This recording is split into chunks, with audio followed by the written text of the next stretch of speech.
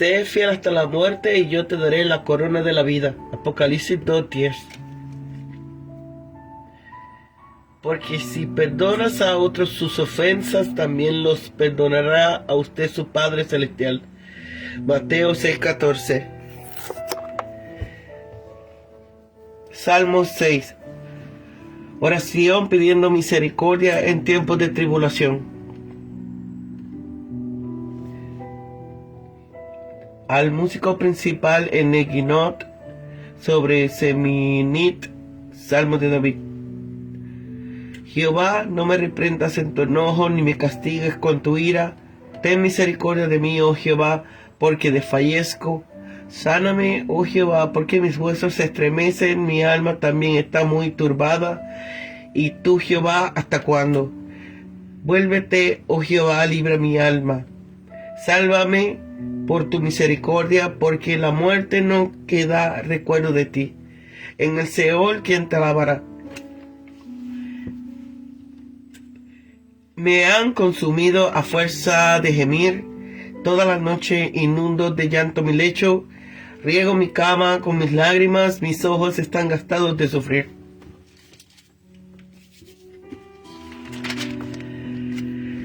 Se han envejecido a causa de todos mis me han envejecido a causa de todos mis angustiadores. Apartaos de mí todos los hacedores de iniquidad. Porque Jehová ha oído la voz de mi llanto, porque ha escuchado mi ruego, ha escogido Jehová mi oración. Se avergonzarán y se turbarán mucho todos mis enemigos, retrocederán y serán avergonzados de repente.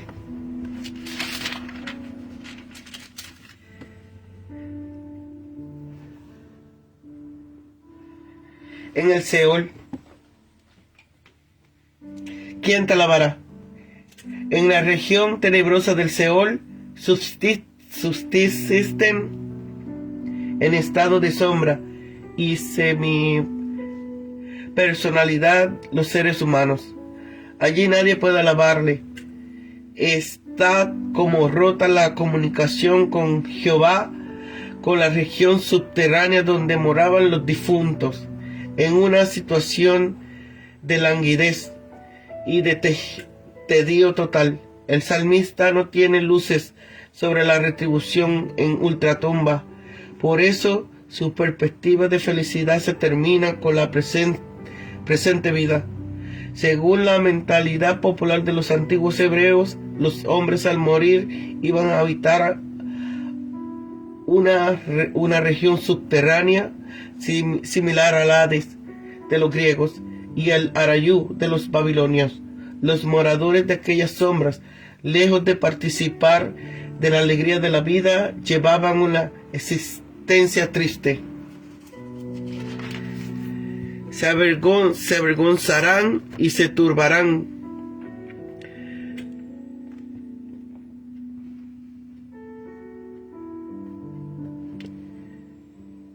Más que ante una imprecación, estamos de hecho ante una profecía. Este versículo es preciso leerlo en clave de futuro. Todos mis enemigos serán avergonzados y quedarán confundidos. Retrocederán aterrorizados porque su condenación caerá sobre ellos de repente. El día de la muerte será día de juicio. Ambas cosas son seguras y pueden ser repentinas. Los antiguos romanos solían decir: los pies de las deidades vengadoras calzan sandalias de lana. La venganza divina se acerca a sus víctimas con paso silencioso y descarga su golpe destructor de manera repentina y abrumadora. Aún visto como una manera repentina imprecación, no debemos olvidar que el lenguaje de la antigua dispensación no es el de la nueva. Los seguidores de Cristo oramos a favor de nuestros enemigos, no contra ellos. Dios tenga piedad de ellos y los conduzca al camino recto. Pero este salmo, al igual que los precedentes, lo que hace es mostrar los distintos estados de los justos y de los injustos.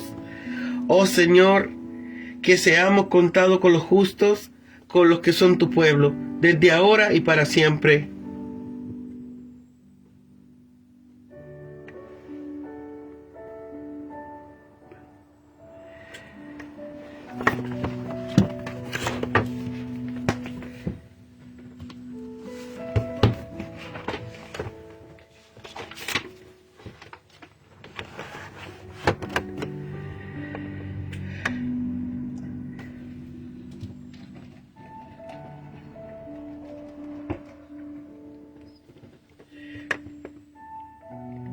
A menudo los salmos donde el orador se refiere a su pecado se llama salmos penitentes. Los 7 salmos penitentes tradicionales son 6, 32, 38, 51, 69. Aquí David le ruega a Dios que ponga fin a su sufrimiento a manos de los enemigos. Dicho sufrimiento era el castigo del Señor por su pecado. La disciplina divina era severa.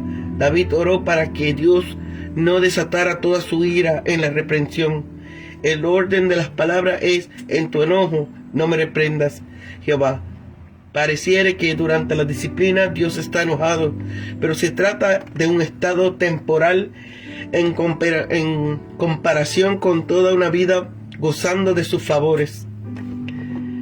La oración que pelea a la ayuda del Señor se basa en su misericordia. La palabra hebrea importante en los Salmos y en todo el Antiguo Testamento se refiere a la lealtad de Jehová hacia su pueblo, debido al pacto que ha hecho con ellos. Las diferentes versiones varían en la traducción de la palabra. Puede parecer como tu gran amor o simplemente tu amor. Es un amor basado en un compromiso previo. Para poder apelar al Señor basado en el adorador debe asumir el compromiso correspondiente, llamarse a sí mismo siervo del Señor y confiar su lealtad. Tú eres mi Dios. Los salmos de petición contienen una parte que presenta las razones por las cuales Dios debería responder la oración. Las apelaciones no son una mera negociación, sino que dan testimonio de la fe del creyente conforme al pacto. Si David moría, no podía alabar a Dios por haberlo librado de la muerte. Si él deseaba la adoración del rey, la primera obligación de este, según el pacto, tendría que salvarlo. Es normal que la gente que sufre use lenguaje hiperbólico. David no inundaba su cama con llanto literalmente. Eso era lo que él sentía. El lenguaje poético refleja su intenso sentimiento de dolor y absoluto abatimiento. Los enemigos del rey eran enemigos del programa de Dios. Su oración, donde pide que sean avergonzados, solicita que sufran la vergüenza repentina desgracia en una derrota humillante.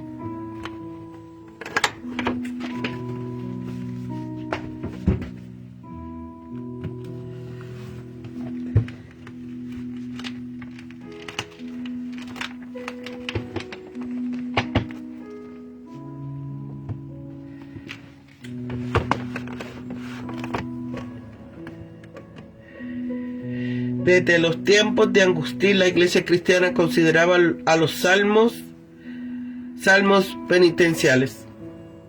Desde el siglo XVI lo ha usado para la Cuaresma, el Salmo 51 y el 130 para los cultos del Viernes Santo. Los Salmos 6 y 38 relacionan la enfermedad física como castigo de Dios y van desde la confesión a la petición por perdón y la ayuda de Dios. Salmo 51, llamado Miserere, reconoce el pecado personal y pide perdón y un corazón nuevo. El Salmo 130 recomienda clamar a Dios, de quien viene el perdón para los que esperan en Él. Es una petición para el cuidado y la salvación del Señor.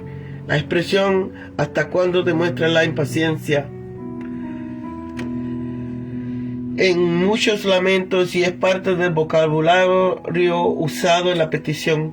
La palabra traducida alma se refiere a la persona misma, no solamente al aspecto espiritual. El salmista teme morir e ir al Seol, el destino del mundo donde va a tener una cuasis vida como una sombra. Desde allí no puede alabar a Dios.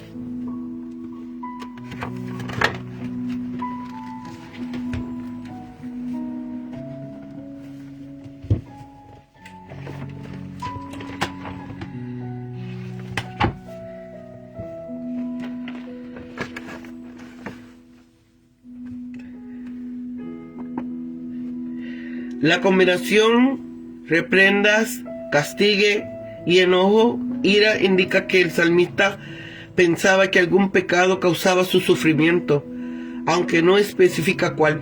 La conexión entre el pecado y el sufrimiento es un tema recurrente en los salmos de lamento y muestra que piensan los que sufren, aunque no tengan un pecado específico en mente. Algunos términos relacionados con la ira de Dios son una manera de expresar esta idea. La apertura de este salmo llevó a los padres de la iglesia primitivos a incluirlo como uno de sus 7 salmos penitenciales o de confesión. El paralelismo entre mis huesos y mi alma demuestran que él sufría el sufrimiento no solo era físico, sino también psicológico y emocional. El sufrimiento nunca es unidimensional, solo físico, psicológico o espiritual, sino que abarca a toda la persona. El mismo verbo hebreo significa estremecer, turbar, en sentido figurado. Se usa para ambos sujetos. El ruego tiene una motivación doble. Primero, se ruega a Jehová que actúe por su misericordia, la lealtad pactada de Dios hacia su pueblo y la base de la confianza del salmista. Segundo, el salmista menciona que no podrá alabar a Jehová si va al Seol, es decir, si muere. Estas apelaciones, aunque osadas, son comunes en los salmos de lamento para implorar la acción de Dios. La magnitud de la angustia del salmista se resalta en estos versículos. Su llanto era tan inmenso que su lecho estaba empapado de lágrimas. La segunda imagen, riego mi cama, y es una hiperbólica y significa hago que mi cama nade. La referencia a angustiadores introduce otra dimensión al sufrimiento. Debido a su enfermedad, el salmista se encontraba desamparado ante sus angustiadores. A los angustiadores se les describe como hacedores de iniquidad. Es probable que los enemigos hostigaran al salmista diciendo que Dios no podría librarlo. Aunque le pareciera que él estaba inactivo, estos enemigos serían turbados. Turbarán es el mismo término usado 2 veces en el versículo 2 y 3 para describir el sufrimiento del salmista. La oración termina con una declaración de confianza en que Dios le quitará el sufrimiento y se lo infligirá a sus enemigos.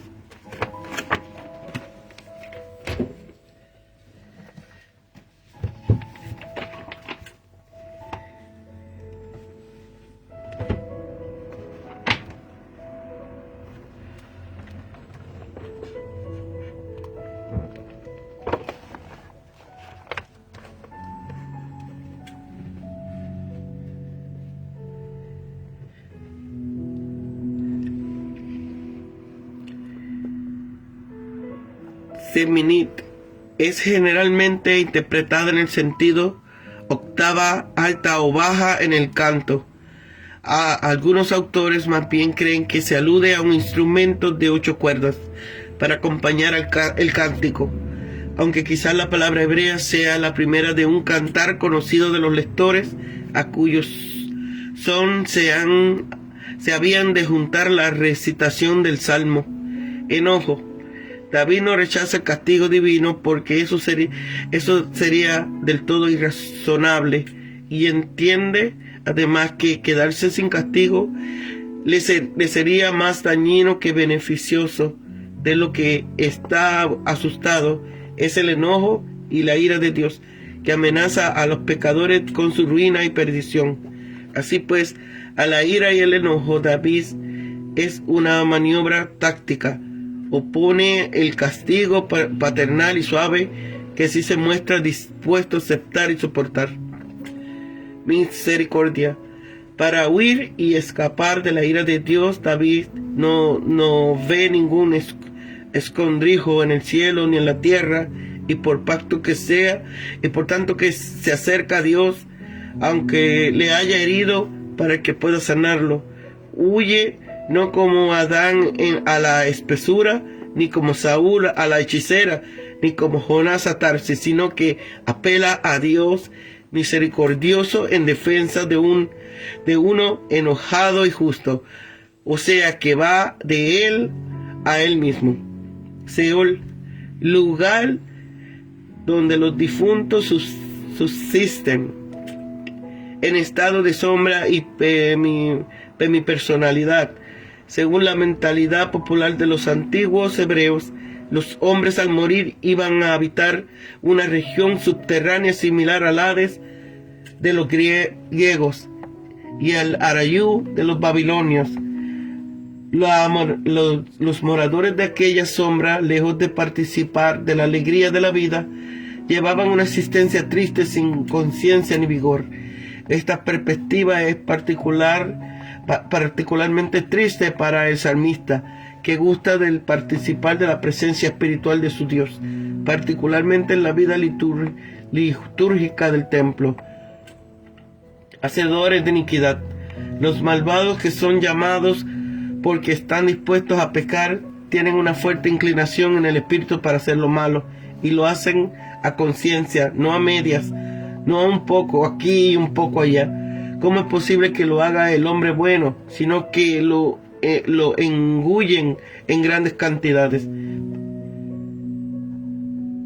Están llenos de él y lo hacen plenamente, lo hacen en cantidad y son hacedores de iniquidad. Llanto. Tal como Dios ve el agua de la fuente en las venas de la tierra antes de que burbuje sobre su faz, también ve Dios la lágrima en el corazón del hombre antes de que se asomen a sus ojos. Cus, hijo de Benjamín, personaje desconocido. La vida de David fue azarosa durante su juventud, antes de ser reconocido como soberano en Hebrón, y después cuando trasladó la capital de Jerusalén. Por consiguiente, en su vida debieron de tener lugar muchos acontecimientos semejantes al supuesto por esta composición.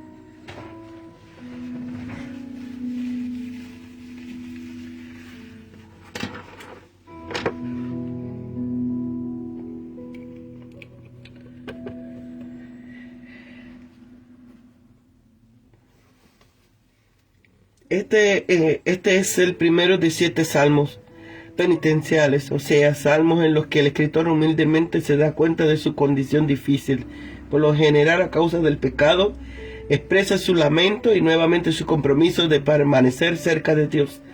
No sabemos qué causa el sufrimiento de David, pero acudió a Dios en busca de alivio. David aceptó el castigo de Dios, pero le suplicó que no le castigara con enojo. Jeremías también le dijo a Dios que lo corrigiera con ternura y no con enojo. David reconoció que si Dios lo trataba únicamente con justicia y no con misericordia, sería arrasado por su ira. A menudo queremos que Dios tenga misericordia de nosotros, pero que juzgue a los demás. En su bondad, Dios nos perdona Dios nos perdona en vez de darnos lo que merecemos. David fue totalmente transparente con Dios. Y hasta sus lágrimas le expresó todo lo que había en su corazón. Aunque estemos enojados o desesperados, podemos ser sinceros con Dios. Pero Él nos conoce plenamente y quiere lo mejor para nosotros. El enojo en nuestras vidas puede llevarnos a cometer actos precipitados o convertirnos en depresión si lo reprimimos. Debido a que confiamos en nuestro Dios Todopoderoso, no tenemos que sentirnos víctimas de las circunstancias ni abrumados por la culpabilidad del pecado. Sean sinceros con Dios y Él los ayudará a que deje de enfocar su atención en usted mismo y que se enfoque en Él y en su misericordia.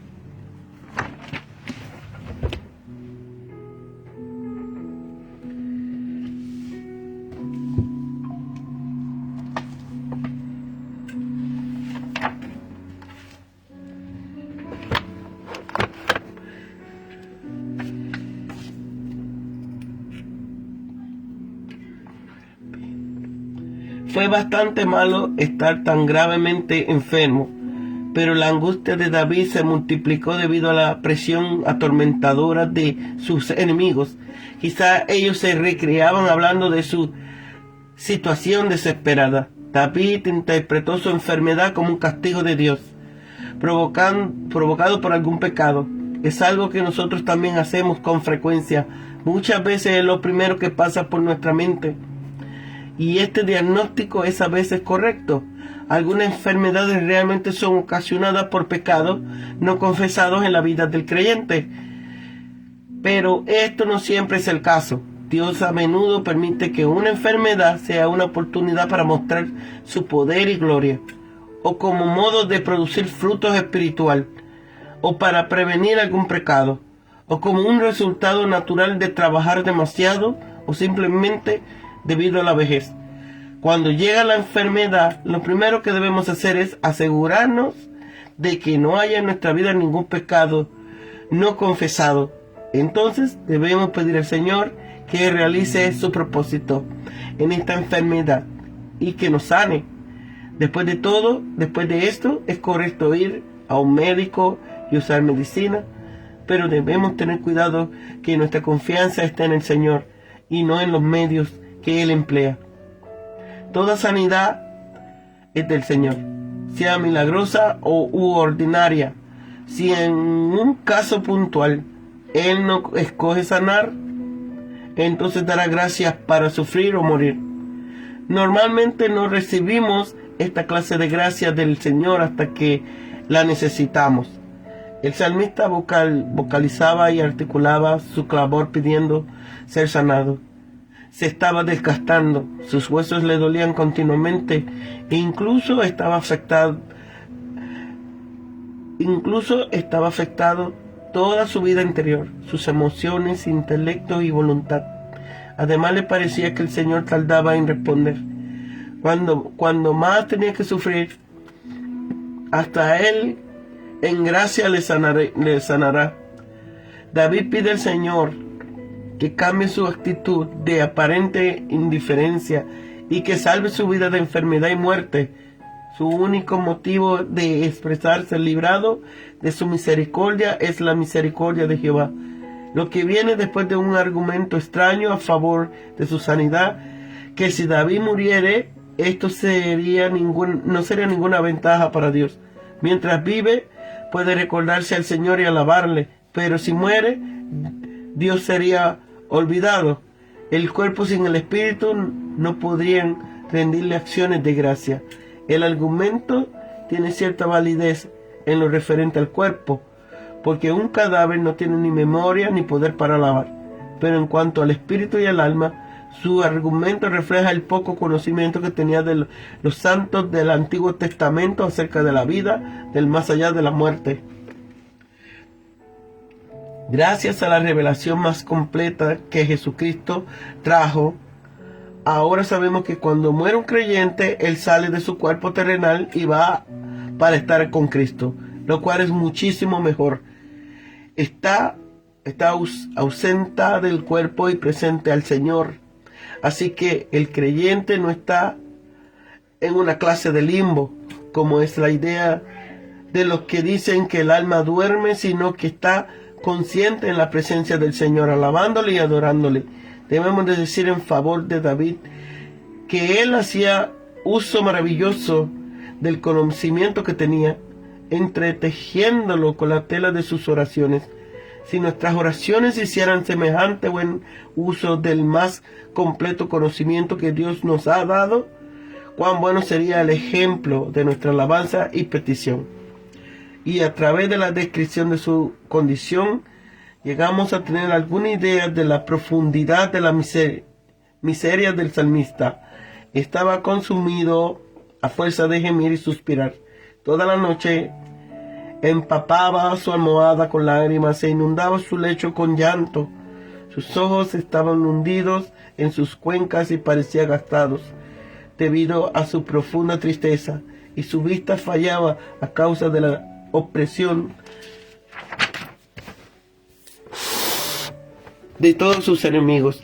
Le parecía que su vida rebosaba de problemas y no podía soportarlo más. Pero la oración efectúa cambios. Por la comunicación secreta, misteriosa, al espíritu le llega la certidumbre de que Jehová ha oído el sonido de su llanto y que sus oraciones han sido contestadas. Cobrando fuerza de esta certidumbre, y manda que se dispersen sus enemigos. Ya no tiembla ante sus amenazas, porque se da cuenta de que ellos descenderán repentinamente de su altivez. Serán derrotados y avergonzados cuando el Señor se levante para castigarlo. Señor, que cambió obra dentro de nosotros en una breve hora pasada en tu presencia, las cargas pesadas son quitadas y la tierra seca con lluvia se refresca. Nos arrodillamos y alrededor nuestro todo parece agacharse. Nos levantamos y todo cercano o lejano aparece brillante, como perfil fuerte y claro. Cuán débiles somos cuando nos doblamos y cuán fuertes cuando nos levantamos. Porque entonces cometemos este mal y otros con nosotros en oración. Que no siempre estemos fuertes, que nos quebrantemos con preocupaciones, que seamos débiles o cobardes, que nos llenemos de ansiedad y de temores, cuando tú estás con nosotros en oración, y gozo, fuerza y coraje están contigo.